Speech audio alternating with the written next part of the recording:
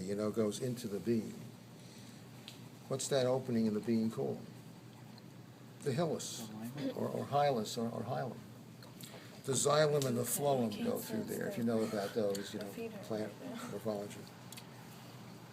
So this one shows a substantial amount of renal medulla, and although unlike the others, the separation between the pyramids can't be seen as well. The medulla is the collectivity of all the pyramids taken together.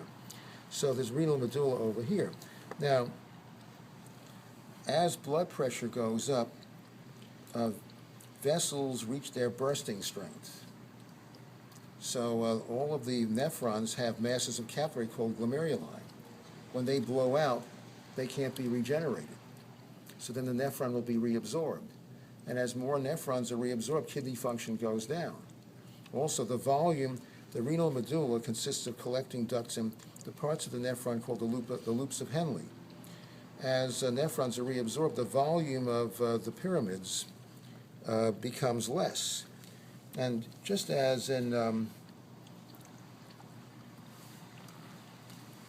diseases of the cerebral cortex, such as dementia and alcoholic dystrophy, as the volume of the gyri decreases, the sulci get wider, because those are spaces between gyri.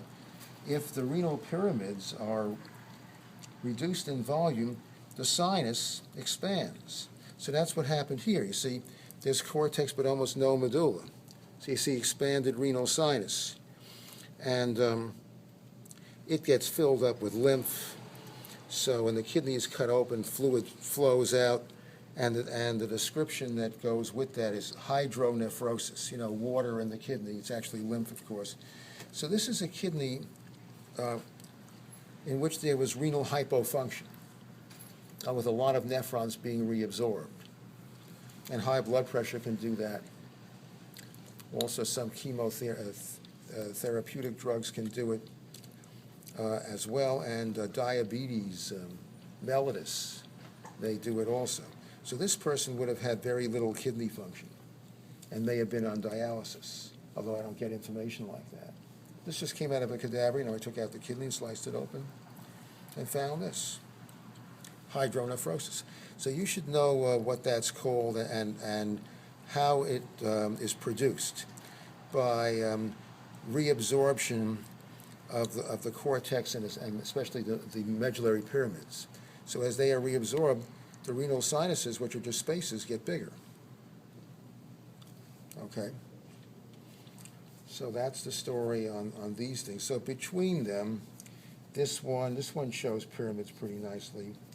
And then a number of them show cortex. And then this one shows renal adipose. And then this one shows minor calyces, major calyces, the renal pelvis, and also the ureter. And then it also shows a renal cyst. And this one shows what you see in renal hypofunction, where a lot of the cortex and the medulla have been reabsorbed, and the sinuses, the renal sinus expands. So and of course that there isn't a vacuum in there; it's filled with lymph. So the kidney's cut open, lymph flows out, and that's called hydronephrosis. Okay. So that's the story on these kidneys. Now,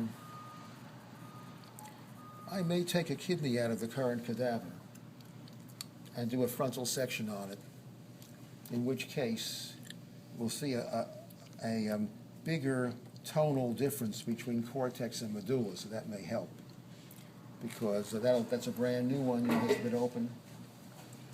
So you may be able to see things there.